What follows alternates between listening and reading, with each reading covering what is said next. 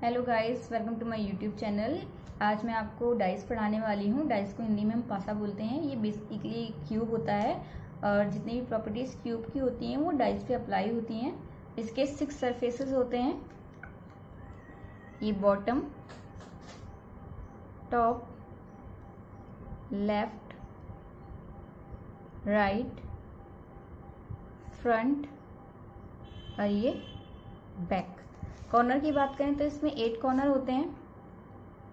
1 2 3 4 5 6 7 और ये 8। एजेस की बात करें तो इसमें 12 एजेस होती हैं। एजेस वो होती है जहाँ पर 3 सरफेस आपस में मिलते हैं। जैसे कि ये यहाँ पर क्या मिल रहा है, टॉप मिल रहा है, बैक मिल रहा है और साइड मिल रही है। तो एक एजेस ये हो गई, दूसरी ये हो गई, तीसरी ये हो गई, चौथी ये हो गई, पांचवी ये हो गई, छठी ये हो गई, सातवीं ये हो गई, आठवीं ये हो गई, नौवीं ये हो गई, 10वीं ये हो गई, 11वीं ये वाली हो गई और ये कितनी हो गई, 12 ये हो गई। अब डाइस और क्यूब में डिफरेंस क्या है? क्यूब का जो व्यू आता है वो क्या आता है, 3D में आता है। किसमें आता है? 3D में आता है। जबकि डाइस की हमें सिर्फ 3 सरफेसेस दिखाई देती हैं। इसका जो व्यू आता है वो किसमें आता है, 2D में आता है। क्यूब में हमें ज्यादा सरफेसेस दिखाई देती हैं, जबकि डाइस में हमें सिर्फ 3 ही सरफेस दिखाई देती हैं। एग्जाम में क्वेश्चन भी आएगा तो उसमें हमेशा 3 सरफेस ही विजिबल होंगी। टाइप ऑफ डाइसेस की बात करें तो 2 टाइप की डाइस होती हैं, स्टैंडर्ड डाइस और नॉर्मल डाइस। नॉर्मल डाइस में 2 टाइप होते हैं, एक ओपन, दूसरा क्लोज। ओपन डाइस इस तरह से होती है, किसी भी डाइस को, नॉर्मल डाइस जो हम घर में लूडो खेलते हैं उसकी जो डाइस होती है, अगर हम उसे ओपन कर लेते हैं तो वो कुछ इस तरह से दिखाई देगी। इसमें 6 सरफेस होते हैं और 6 की 6 सरफेस क्या होती हैं, स्क्वायर होती हैं। ये 1 2 3 4 5 एंड 6। जबकि क्लोज डाइस कैसी होती है, ऐसी होती है जब भी मैंने बताया। इसमें कितनी सरफेसेस होती हैं, 3 सरफेस होती हैं, 1 2 एंड 3। अब एडजेसेंट एंगल्स क्या होते हैं या एडजेसेंट सरफेसेस क्या होते हैं, ये हमें डाइस में जानना बहुत जरूरी है। अगर हमें नहीं पता तो एडजेसेंट एंगल्स वो होते हैं जिसकी एक कॉमन वर्टेक्स होती है, एक कॉमन क्या होती है, आर्म होती है, कॉमन आर्म, और कॉमन आर्म के अपोजिट बाकी 2 आर्म होती है। कॉमन आर्म के अपोजिट भी 2 आर्म्स होती है, एक आर्म यहाँ और एक आर्म यहाँ। इसकी कॉमन वर्टेक्स है, कॉमन आर्म है, और नन कॉमन आर्म के क्या वो क्या है, कॉमन आर्म के अपोजिट साइड में। नन कॉमन आर्म ये है, अब कॉमन आर्म के अपोजिट साइड में है, तो ये क्या है, एडजेसेंट एंगल है। ठीक है। अब ये क्यूब पे क्यों, ये डाइस पे क्यों अप्लाई होता है, ये क्यूब पे क्यों अप्लाई होता है, ये देखिए डाइस पे इसलिए अप्लाई होता है। हम कैसे कह सकते हैं कि डाइस पे जो सरफेसेस हैं वो एडजेसेंट सरफेसेस हैं या नहीं है? इसमें ये क्या है, 2 अपोजिट, ये वाली, ये दोनों क्या है, अपोजिट साइड्स हैं। ये कॉमन आर्म हो गई और ये वाला क्या हो गया, वर्टेक्स हो गया। अब हम यहां से देखते हैं तो ये वाली और ये वाली अपोजिट साइड हो गई, ये कॉमन वर्टेक्स हो गया और ये क्या हो गई, कॉमन आर्म हो गई। अब यहां से भी देखेंगे तो ये और ये क्या हो गई, अपोजिट साइड हो गई, ये कॉमन आर्म हो गई और ये क्या हो गई, ये क्या हो गई, कॉमन वर्टेक्स हो गई या फिर वर्टेक्स हो गई। तो डाइस की जो सरफेसेस होती हैं वो क्या होती हैं, एडजेसेंट सरफेसेस होती हैं, या हम इसे सिंपल भाषा में बोलें कि विजिबल सरफेसेस जो हमें दिखाई दे रही हैं। और डाइस में हमेशा हमें 3 सरफेसेस ही विजिबल होती हैं। अब हम आइडेंटिफिकेशन कैसे करेंगे कि कोई डाइस स्टैंडर्ड डाइस है या नॉर्मल डाइस है? तो स्टैंडर्ड डाइस का क्या रूल होता है कि इसमें भी कभी भी एडजेसेंट सरफेस होते हैं या जो विजिबल सरफेस होते हैं जो हमें सामने दिखाई दे रहे हैं, जैसे कि इस डाइस में हमें 4 2 और 3 दिखाई दे रहा है, ये कभी भी इनमें से किसी 2 सम का सरफेस क्या होता है, 7 नहीं हो सकता कभी भी। जैसे कि हम चेक कर लेते हैं, ये वाला इसमें दिया है 2 3 और 1, इसको ऐड करते हैं तो कितना आएगा, 5। इन दोनों को ऐड करेंगे तो कितना आएगा, 4। इन दोनों को ऐड करेंगे तो कितना आएगा, 3। हमने देखा 2 सरफेसेस को ऐड करके किसी में भी हमें क्या मिला, 7 नहीं मिला, तो ये क्या होगा, एक स्टैंडर्डाइज होगी।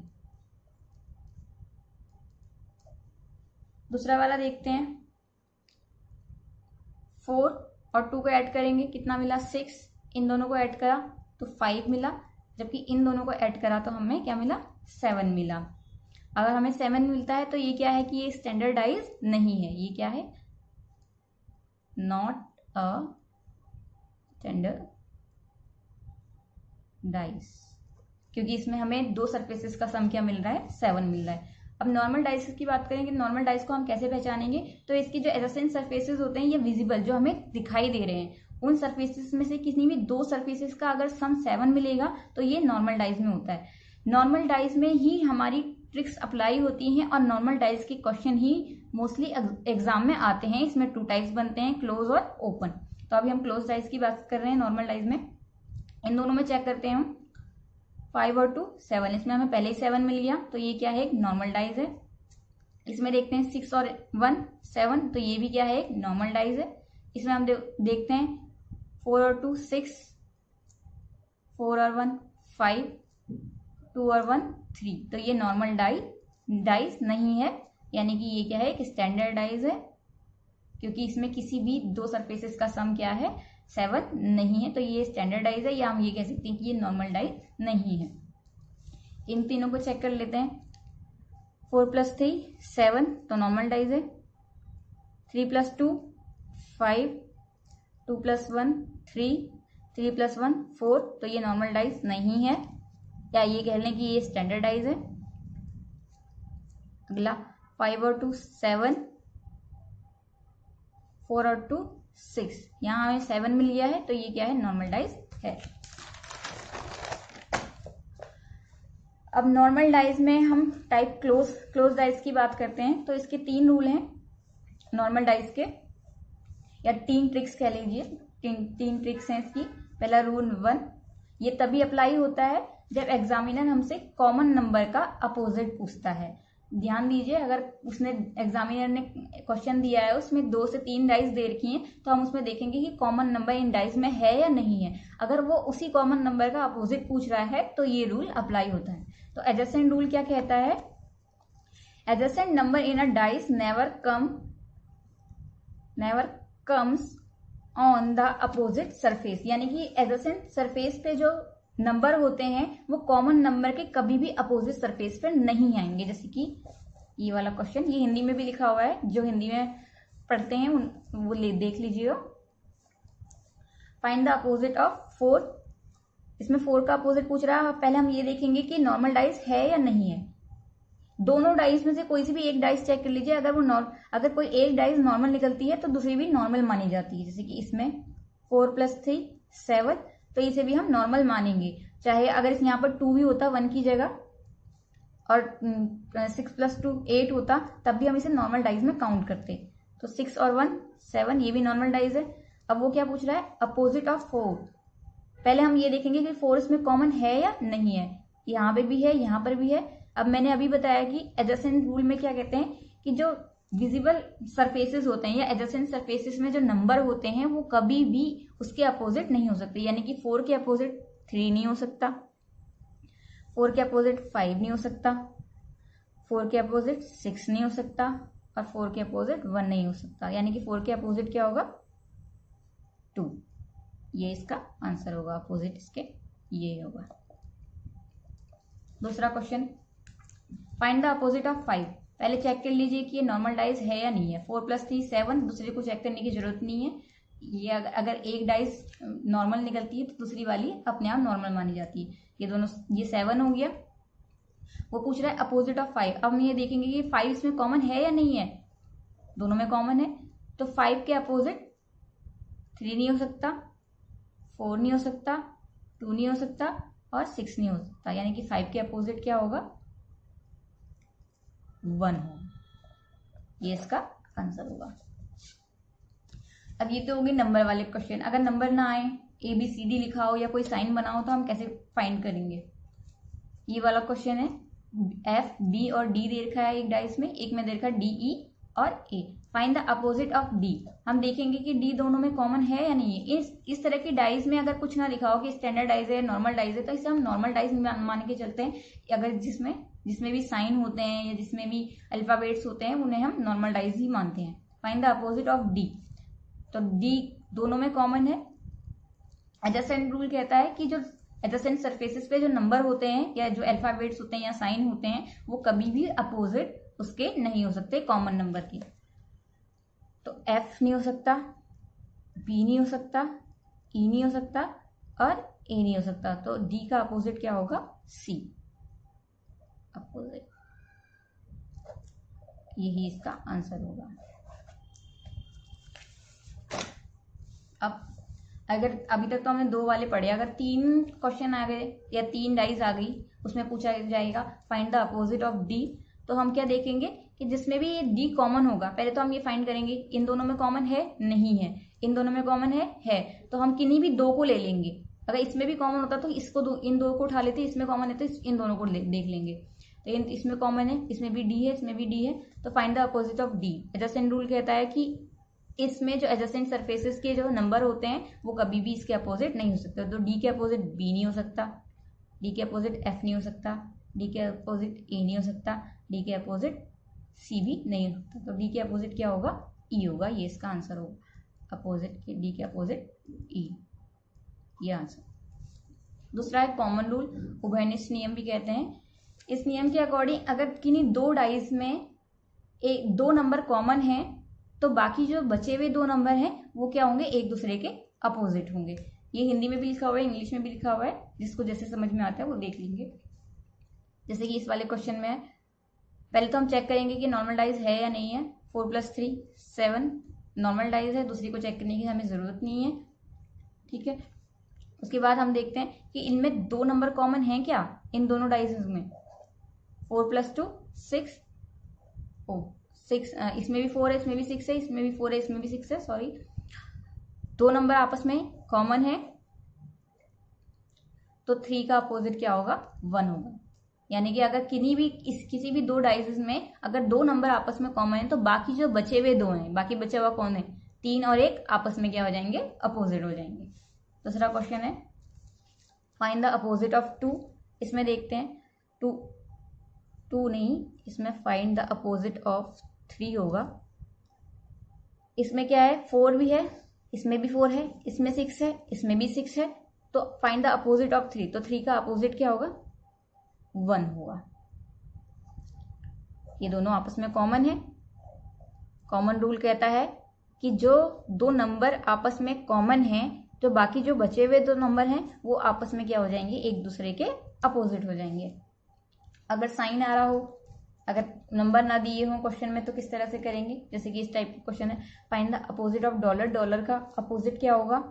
पहले तो हम इसमें देखेंगे कि डॉलर इनमें कॉमन है नहीं है, तो एडजेसेंट रूल तो अप्लाई होता ही नहीं है क्योंकि इनमें कॉमन नहीं है। एडजेसेंट रूल तभी अप्लाई होता है जब एक कॉमन होता है, तब अप्लाई नहीं होता जब 2 कॉमन होते हैं। जब 2 कॉमन होते हैं तो कॉमन रूल अप्लाई होता है, और जब एक कॉमन होता है तो एडजेसेंट रूल अप्लाई होता है। यहाँ पर देखेंगे find the opposite of dollar. Dollar दोनों में नहीं है तो एडजेसेंट रूल अप्लाई होने की बात ही नहीं होती है। इस तरह की डाइस को हम नॉर्मल मानते हैं, मैंने अभी बताया था। तो इसमें हम देखेंगे कि कोई 2 आपस में कॉमन है क्या। यहाँ पर ये वाला साइन है, यहाँ पर भी है, दोनों सेम सेम, ठीक है। यहाँ पर रुपीज है, यहाँ पर नहीं है, यहाँ पर क्वेश्चन मार्क है, यहाँ पर भी है, तो डॉलर का अपोजिट क्या होगा? रुपीज होगा। सिंपल है, कॉमन रूल सबसे सिंपल होता है। अगला है रोटेशनल रूल। रोटेशनल रूल कहता है अगर किसी भी 2 डायग्राम में एक नंबर कॉमन हो तो हम क्या करते हैं, और एग्जामिनर हमसे ये पूछ रहा हो कि अनकॉमन नंबर का अपोजिट बताओ। एडजेसेंट रूल में क्या होता था कि हम कॉमन नंबर का अपोजिट बताते थे। जैसे कि इस वाले क्वेश्चन में हमें क्या पूछा था, फाइंड द अपोजिट ऑफ 4। 4 इन दोनों में कॉमन था, इसने तो हमने क्या अप्लाई करा? एडजेसेंट रूल अप्लाई करा। जबकि रोटेशनल रूल में क्या पूछता है, वो अनकॉमन नंबर का अपोजिट पूछता है, जबकि इसमें एक कॉमन नंबर जरूर होता है। जब पासे में के 2 चित्रों में एक कॉमन नंबर हो तो डाइस को उस कॉमन नंबर से क्लॉकवाइज घुमा दो, आपको विपरीत नंबर या अपोजिट नंबर फाइंड हो जाएंगे। जैसे कि फाइंड द अपोजिट ऑफ 3। अब इसमें देखेंगे एक नंबर कॉमन है या नहीं है। यहाँ है, ये भी है। अब ये उस 4 का अपोजिट तो पूछ नहीं रहा। अगर ये 4 का अपोजिट पूछता तो 2 भी नहीं होता, 1 नहीं होता, 6 नहीं होता और 3 नहीं होता। तो क्या हो जाता, 4 का अपोजिट 5 हो जाता। लेकिन हमें एडजेसेंट रूल तो अप्लाई करना नहीं है, क्योंकि ये कॉमन नंबर का अपोजिट नहीं पूछ रहा है, ये अनकॉमन नंबर का अपोजिट पूछ रहा है। तो अनकॉमन नंबर का अपोजिट कैसे निकालेंगे हम, डाइस 1 को जो कॉमन नंबर होगा वहां से हम रोटेट कर देंगे क्लॉकवाइज। डाइस 1 4 कॉमन है दोनों में आपस में, तो 4 6 3 क्लॉकवाइज रोटेट कर दिया। यहां पर भी 4 है तो यहां से भी हमने ये क्लॉकवाइज रोटेट कर दिया। डाइस 2 4 2 और 1, तो 3 का अपोजिट क्या होगा, 1 होगा। यही हमारा आंसर होगा, 3 का अपोजिट 1 और ये हमारा आंसर होगा। दूसरा question, find the opposite of f। अब हम पहले देखेंगे कि f यहाँ पर इस तरह की डायरेक्ट्स को मैंने अभी बताया नॉर्मल मानते हैं। पहले हम यहाँ देखेंगे कि f दोनों में है, नहीं है, तो एडजेसेंट रूल अप्लाई नहीं होगा। f किस में है, सिर्फ एक में है, तो हम इसमें कौन सा रूल अप्लाई करेंगे, रोटेशनल रूल अप्लाई करेंगे। अब हम पहले ये देखेंगे कि इन दोनों में कॉमन क्या बनता है। कॉमन दोनों में एक एक कॉमन है, a और a, तो यहां से हम पकड़ के इसे रोटेट कर देंगे क्लॉकवाइज। यहां से हम पकड़ के इसे रोटेट कर देंगे क्लॉकवाइज। डाइस 1 a f और c, डाइस 2 a d और e, तो f का अपोजिट क्या हो गया, d। आंसर क्या हो गया, f का अपोजिट d। कुछ क्वेश्चन है प्रैक्टिस के लिए। Find the opposite of 3। पहले हम देखेंगे नॉर्मल डाइज है या नहीं है सॉल्व करने के लिए। 5 और 2 7 या 5 और 2 7, ये नॉर्मल डाइज है तो हम ट्रिक्स अप्लाई कर सकते हैं। स्टैंडर्ड डाइज में ट्रिक्स अप्लाई नहीं होती है, नॉर्मल डाइज पे अप्लाई होती हैं। ठीक है, अगर एक नॉर्मल निकलता है तो हम दूसरा भी नॉर्मल मानते हैं। अब देखेंगे फाइंड द अपोजिट ऑफ 3 की इसमें हमें कौन सा रूल अप्लाई करना है, एडजेसेंट रूल अप्लाई करना है, कॉमन रूल अप्लाई करना है या फिर रोटेशनल रूल अप्लाई करना है। तो एडजेसेंट रूल क्या कहता है, अगर वो कॉमन नंबर का अपोजिट पूछे तो हम देखते हैं 3 इसमें कॉमन है, नहीं है, 3 इसमें तो है, इसमें नहीं है, तो कॉमन नंबर का अपोजिट तो पूछ नहीं रहा। अब कॉमन रूल कैसे अप्लाई करते हैं कि 2 कॉमन होने चाहिए, तो बाकी अपने आप अपोजिट हो जाएंगे। 2 कॉमन है इसमें 5 है, इसमें भी 5 है, लेकिन इसमें 2 है, इसमें 6 है और 1 है, 2 नहीं है, 2 कॉमन नहीं है, तो कॉमन रूल भी अप्लाई नहीं होता है। अब हम तीसरा चेक करेंगे कि रोटेशनल रूल इसमें अप्लाई होगा या नहीं होगा। इसमें पूछ रहा है फाइंड द अपोजिट ऑफ 3। एक कॉमन होना चाहिए रोटेशनल रूल के लिए भी, 5 है, इसमें भी 5 है। ठीक है, तो हम 5 को पकड़ के इसे क्या कर देंगे, क्लॉकवाइज टर्न कर देंगे। 5 से पकड़ के क्लॉकवाइज टर्न कर देंगे, तो डाइस 1 का क्या बनेगा, 5 2 और 3, डाइस 2 का क्या बनेगा, 5 1 और 6, तो 3 का अपोजिट क्या हो जाएगा, 6। ये क्या हो जाएगा, आंसर हो जाएगा। दूसरा, फाइंड द अपोजिट ऑफ सी। इस तरह की डाइस को मैंने अभी बताया कि नॉर्मल मानते हैं। फाइंड द अपोजिट ऑफ सी पूछा है, पहले हम देखेंगे कि इसमें कौन सा रूल अप्लाई हो रहा है, एडजेसेंट रूल अप्लाई हो रहा है या कॉमन रूल अप्लाई हो रहा है या फिर रोटेशनल रूल अप्लाई हो रहा है। एडजेसेंट रूल क्या कहता है, एक नंबर कॉमन होना चाहिए। अब सी कॉमन है दोनों में, ठीक है, और वो उसी का अपोजिट पूछ रहा है, कॉमन नंबर का ही अपोजिट पूछ रहा है, यानी कि सी का अपोजिट पूछ रहा है। तो सिंपल है, सी के अपोजिट एडजेसेंट सरफेस में जितने भी नंबर आ रहे हैं या अल्फाबेट आ रहे हैं वो अपोजिट साइड पे नहीं हो सकते। सी के अपोजिट ए नहीं हो सकता, बी नहीं हो सकता, डी नहीं हो सकता और ई नहीं हो सकता। तो सी के अपोजिट क्या होगा, एफ होगा, और ये इसका आंसर होगा, ये इसका आंसर होगा। तीसरा, find the opposite of has. S का अपोजिट पूछ रहा है, ये साइन वाला है क्वेश्चन। तो हम देखेंगे कि कोई दो साइन आपस में कॉमन है या नहीं है। तो हम देखते हैं यहाँ पर ये भी है, यहाँ पर भी है, यहाँ पर भी है और ये यहाँ पर, यानी कि 2 आपस में कॉमन है, तो यहाँ पर कौन सा रूल अप्लाई होता है? कॉमन रूल अप्लाई होता है। एडजेसेंट रूल नहीं होता, रोटेशनल रूल भी नहीं होता, यानी कि कॉमन रूल अप्लाई होता है। तो कॉमन रूल के अकॉर्डिंग जब दो नंबर आपस में कॉमन हो जाएं तो बाकी जो दो बचे हुए हैं, बाकी क्या बचा हुआ है? एक ये बचा हुआ है, एक ये बचा हुआ है, आपस में क्या हो जाते हैं? अपोजिट हो जाते हैं। तो एस का अपोजिट क्या होगा? Equal to. ये क्या होगा?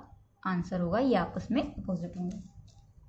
Find the opposite of 3, third question, fourth question में फाइंड द अपोजिट ऑफ 3, 3 का अपोजिट पूछ रहा है। तो पहले हम देखेंगे कि नॉर्मल है, नॉर्मल डाइज है या नहीं है। 5 और 2 7, तो नॉर्मल डाइज है। अब इसमें रूल कौन सा अप्लाई होगा? इसे रटना नहीं है, रूल्स को हम रटना नहीं है, जितना हम प्रैक्टिस करते हैं हमें रूल्स अपने आप ही पता चलते जाते हैं कि कौन सा रूल अप्लाई होता है। फाइंड द अपोजिट ऑफ 3 पूछ रहा है ये। तो 3 देखेंगे कि दोनों में कॉमन है या नहीं है। 3 कॉमन तो नहीं है दोनों में, तो एडजेसेंट रूल तो अप्लाई होगा नहीं। दूसरा, कॉमन रूल अप्लाई होगा या नहीं होगा, ये चेक करना है। अब 2 कॉमन है या नहीं है? इसमें 3 2 5 है, इसमें 5 4 9 है, तो 2 कॉमन भी नहीं है। तो इसमें कौन सा रूल अप्लाई होगा? रोटेशनल रूल अप्लाई होगा, क्योंकि इसमें एक एक नंबर तो आपस में कॉमन है ही है, लेकिन उस अनकॉमन नंबर का अपोजिट पूछ रहा है ना ये। अनकॉमन 5 का अपोजिट ना पूछ के बाकी किसका पूछ रहा है? 3 का पूछ रहा है। तो हम यहाँ से कॉमन नंबर से इसको क्या कर देंगे? रोटेट कर देंगे। कॉमन नंबर से क्या कर देंगे? इसको रोटेट कर देंगे। तो डाइस 1 में क्या होगा? 5 3 और 2। डाइस 2 में क्या होगा? 5 6 और 4। तो 3 का अपोजिट क्या होगा? 6। 3 का अपोजिट 6। ये हमारा क्या होगा? आंसर होगा। अब स्टैंडर्डाइज के बारे में पहले बताया था मैंने कि इसके एडजेसेंट सरफेसेस का सम कभी भी 7 नहीं हो सकता, और इसके अपोजिट सरफेस का सम हमेशा 7 होता है, एडजेसेंट सरफेसेस का नहीं। कि ये है, कंफ्यूज मत हो जाना। 4 2 1 इनका सम कभी भी 7 नहीं हो सकता, किसी भी साइड से, किसी भी दो साइड से सम नहीं हो सकता। यहाँ 4 और 2 6 मिल रहा है, यहाँ 2 और 1 3 मिल रहा है, यहाँ 3 4 और 1 5 मिल रहा है, 7 नहीं मिल रहा है। तो ये क्या है? एक स्टैंडर्डाइज है। लेकिन इनके अपोजिट भी 3 नंबर होंगे। डाइज में 6 नंबर होते हैं। इनके जो अपोजिट नंबर होंगे आपस में इनका सम क्या हो जाएगा? 7 हो जाएगा। यानी कि 4 के अपोजिट जो भी नंबर होगा उसका इन दोनों को मिलाकर कितना बनेगा? 7 बनेगा। यानी कि 4 के अपोजिट क्या होगा? 3 होगा। ठीक है, हमें तो अपोजिट साइड का सरफेस का सम क्या होगा? 7 होगा। यानी कि टॉप और बॉटम का सम कितना होगा? 7 होगा। फ्रंट या बैक का सम 7 होगा, लेफ्ट और राइट का सम 7 होगा। जैसे कि क्वेश्चन आ जाएगा, मान लो अभी वैसे मुश्किल आते हैं इससे क्वेश्चन, लेकिन फिर भी अगर आ गया तो 3 standard dice thrown on the ground if sum of the upper surface is 15 find the sum of the lower surface। 3 dice फेंकी गई ग्राउंड में, अगर उनके अपर सरफेसेस का सम 15 है तो वो पूछ रहा है कि लोअर सरफेसेस का सम बताओ। 3 डाइस, मानना एक डाइस ये, एक डाइस ये, एक डाइस ये है। अब हमें पता है कि अपर और लोअर को मिलाकर क्या होता है? सम कितना मिलता है? 7 मिलता है। अब वो क्या कह रहा है? अपर सरफेसेस का जो सम है वो क्या होगा? 15 है। 1 2 और 3, इसको मिलाकर कितना मिलता है हमें? 15। अब हमें पता है इसको मिला देंगे, अपर को मिलाएंगे, अपर और लोअर को मिलाएंगे, तो हमें क्या मिलने वाला है? 7 मिलने वाला है हर डाइज में। इसमें भी 7 मिलेगा, ये नॉट है, इसमें भी 7 मिलेगा, इसमें भी 7 मिलेगा, इसमें भी 7 मिलेगा। यानी कि 3 डाइस को मिलाकर कितना मिलेगा? 7 + 7 + 7 21। तो अब वो क्या पूछ रहा है? Find the sum of lower. Upper का दे रखा है उसने सम, अपर साइड का सम दे रखा है, 15 मिल रहा है, जबकि हमें पता है कि हर अपर और लोअर को मिला के हर डाइस में 7 7 7 मिलता है। यानी कि इसमें अगर तीनों को जोड़कर 15 मिल रहा है तो इसमें तीनों को जोड़कर हमें कितना मिलेगा? 21 मिलेगा। तो हमें क्या फाइंड करना है? लोअर सरफेस का सम कितना हो जाएगा? 21 में से 15 गए 6। लोअर सरफेस का सम कितना होगा? 6 होगा। 6 से ज्यादा नहीं हो सकता, क्योंकि 15 और 6 21, और हर डाइज में 7 7 7 होगा, तो 7 3 जा 21 या 7 3 21। अगला, if 4 dice are thrown and sum of the sum of their lower surface is 12। अगर 4 डाइस फेंकी और वो बोल रहा है कि अगर उनके लोअर सरफेसेस का सम, यानी कि 1 2 3 4 डाइस फेंकी और लोअर सरफेस का सम कितना है 12 है, तो वो पूछ रहा है अब की बार अपर का बताओ, अपर सरफेसेस का सम बताओ। हमें पता है अपर और लोअर को मिलाकर हमें मैक्सिमम 7 ही मिलेगा। 7 से ज्यादा नहीं हो सकता हर डाइज में। यहाँ पर 7 अपर और लोअर का 7 मिलेगा दोनों को मिला के, यहाँ पर 7 मिलेगा, यहाँ पर 7 मिलेगा, यहाँ पर मिलेगा, तो यानी कि कितना हो गया 7 4 जा 28। तो हमें क्या बताना, find the sum of upper surface. तो अपर सरफेस का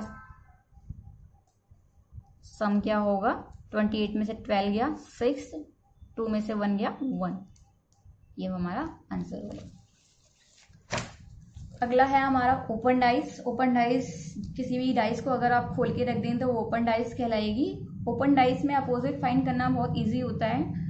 इसमें किसी भी इस ओपन डाइस में अगर हम एक बॉक्स छोड़कर दूसरे बॉक्स पे जाएं तो वो आपस में क्या होते हैं, अपोजिट होते हैं। जैसे कि ये क्वेश्चन है, इसमें इस बॉक्स के बाद ये वाला बॉक्स अगर आप छोड़ दें, उसके बाद ये वाला बॉक्स क्या होगा, आपस में अपोजिट होगा। यानी कि 2 के अपोजिट क्या होगा, 4 होगा। इसी तरह से 3 के बाद 4 छोड़ दो तो 3 के अपोजिट क्या होगा, 5 होगा। और जो रिमेनिंग बॉक्सेस बचे होंगे, रिमेनिंग क्या बचा 6 और 1 आपस में क्या हो जाएंगे, अपोजिट हो जाएंगे। ठीक है, इसमें एक बॉक्स को एक छोड़कर बाकी आपस में क्या होते हैं, अपोजिट नंबर होते हैं, और बाकी बचे हुए जो नंबर होते हैं वो आपस में अपोजिट हो जाते हैं। जैसे कि ये फाइंड द अपोजिट फाइंड करना है इन सबका। अब इसमें हमने एक बॉक्स को छोड़कर एक बॉक्स में फाइंड करना है। 1 का अपोजिट क्या हो जाएगा 5, एक बॉक्स छोड़ दिया हमने, 1 का अपोजिट 5। जैसे हम ये वाला क्वेश्चन कर रहे थे, 1 का अपोजिट क्या होगा 5 होगा, 3 का अपोजिट 6 होगा, और 2 का अपोजिट 4 होगा। ऊपर वाले क्वेश्चन की बात करें तो इसमें 1 का अपोजिट 4 होगा, एक डब्बा छोड़ के एक बॉक्स छोड़ के एक। 3 के अपोजिट 5 होगा, और जो बचे हुए रिमेनिंग क्या बचे हुए 6 और 2 वो आपस में क्या हो जाएंगे, अपोजिट हो जाएंगे। यही इसका आंसर होगा और यही इसका आंसर होगा। अगले क्वेश्चन पे आते हैं हम। यहाँ है 1 2 3, एक बॉक्स को छोड़कर एक बॉक्स, तो 1 का अपोजिट क्या होगा 3, 4 का अपोजिट क्या होगा 6, तो रिमेनिंग क्या बचा हुआ है 5 बचा है और 2 बचा है। ये क्या हो जाएंगे, आपस में अपोजिट हो जाएंगे। 5 का अपोजिट क्या हो जाएगा 2 हो जाएगा, या 2 का अपोजिट क्या हो जाएगा 5 हो जाएगा। यही इसका आंसर होगा। अगला क्वेश्चन है ये वाला। इसमें अगर ये दिया हुआ है, इस टाइप का क्वेश्चन दिया हुआ है, उसके लास्ट में क्या बना रखे हैं, ट्राइंगल बना रखे हैं। ध्यान दीजिएगा, ट्राइंगल बना रखे हैं, तो जो आंसर आएगा वो भी ट्राइंगल में ही आएगा, यानी कि क्रॉस में आएगा। ध्यान, जैसे कि यहाँ पर ट्राइंगल बना रखा है, इन ट्राइंगल्स को अगर हम ज्वाइन कर लें, जैसे ये ऊपर वाला ट्राइंगल है और ये नीचे वाला ट्राइंगल है, इसको अगर आपस में ज्वाइन कर लें, ये साइज थोड़ा छोटा बड़ा हो गया, कोई बात नहीं। अगर इसको हम आपस में ज्वाइन कर लें यूं रोटेट करके, तो ये कैसा व्यू देगा, ऐसे। ये नीचे वाला ऊपर आ जाएगा ऐसे, और ये ऊपर वाला कैसे होगा, ऐसे। बाकी इन दोनों को भी करेंगे तो ये कैसे हो जाएंगे, ऐसे और ऐसे टाइप से। तो यानी कि क्या बनाएगा, आंसर क्या आएगा, क्रॉस में आएगा। यानी कि 1 का अपोजिट 5, 2 का अपोजिट 6, और 3 का अपोजिट क्या होगा, बॉक्स बनेगा, स्क्वायर बनेगा। स्क्वायर के अंदर क्या आ जाएगा, क्रॉस आएगा।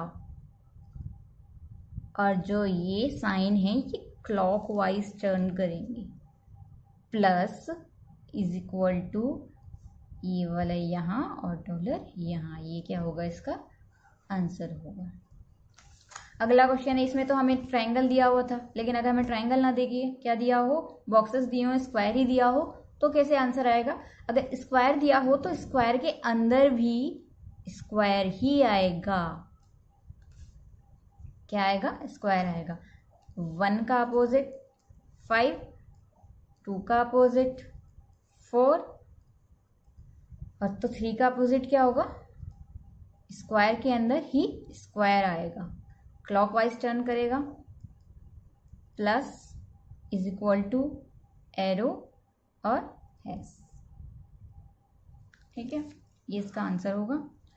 अगर ये दिया हो कि ओपन डाइस को क्लोज करेंगे तो जो क्लोज डाइस है उसका व्यू कैसा आएगा, या वो किस तरह से दिखाई देगी। ध्यान दीजिएगा, किसी भी ओपन डाइस को अगर हम क्लोज करते हैं तो जितने भी नॉर्मल डाइस के रूल होते हैं वो इस पे अप्लाई होते हैं। ओपन डाइस को कभी भी क्लोज करेंगे तो नॉर्मल डाइस के जो रूल होंगे वो क्लोज डाइस में, वो इस डाइस में अप्लाई होंगे। यानी कि इस ओपन डाइस को अगर हम क्लोज करते हैं, इन चारों ऑप्शन में से जो भी सही होगा, तो जो भी रूल अप्लाई होगा वो एक नॉर्मल डाइस का अप्लाई होगा। यानी कि इसके जो अपोजिट सरफेस होंगे वो एडजेसेंट नहीं हो सकते। यानी कि इनके अपोजिट क्या है, पहले हम ये फाइंड करेंगे। ए का अपोजिट ई, सी का अपोजिट एफ, बाकी क्या बचा है, बी और डी आपस में अपोजिट हो गए। तो ये कभी भी एडजेसेंट सरफेस पे नहीं आएंगे। रिपीट कर रही हूं, ये कभी भी आपस में एडजेसेंट सरफेसेस पे नहीं आएंगे। पहले वाले ऑप्शन में देखते हैं, ए और ई आपस में अपोजिट है, लेकिन इसमें क्या आ रहा है, एडजेसेंट सरफेसेस पे आ रहे हैं। तो ये क्या ऑप्शन क्या होगा, गलत होगा, क्योंकि ये आपस में एडजेसेंट सरफेसेस पे नहीं आते। कभी भी ओपन डाइस क्लोज होगी तो नॉर्मल डाइस के रूल ही अप्लाई होंगे। दूसरा वाला ऑप्शन देखते हैं, बी और डी आपस में अपोजिट हैं तो एडजेसेंट नहीं हो सकते, यानी कि एक साथ दोनों एडजेसेंट सरफेसेस में नहीं आ सकते, तो यानी कि ये ऑप्शन भी गलत हो गया। तीसरा वाला चेक करते हैं, सी और ए आपस में अपोजिट नहीं है, सी और ई आपस में अपोजिट नहीं है, ई और ए आपस में अपोजिट हैं। अभी हमने फाइंड करा था ई और ए आपस में अपोजिट हैं, यानी कि ये क्या एडजेसेंट सरफेसेस पे नहीं आ सकते, यानी कि ये वाला ऑप्शन भी गलत हो गया। यानी कि इस टाइप को क्लोज करके ये वाला ऑप्शन भी नहीं आएगा, ये भी नहीं आएगा, ये भी नहीं आएगा। अब लास्ट वाला क्वेश्चन इसमें देखते हैं, ए और बी आपस में अपोजिट है, नहीं है। ए और सी आपस में अपोजिट है, नहीं है। ए और बी आपस में अपोजिट है, नहीं है। यानी कि इनमें से कोई सा भी आपस में अपोजिट नहीं है, तो ये एडजेसेंट सरफेसेस पे आ सकता है, यानी कि ये वाला ऑप्शन करेक्ट है हमारा। आशा करती हूँ आपको ये वीडियो पसंद आई होगी। अगर ये वीडियो आपको पसंद आई है तो प्लीज़ मेरे चैनल को लाइक कीजिए, सब्सक्राइब कीजिए। Thank you.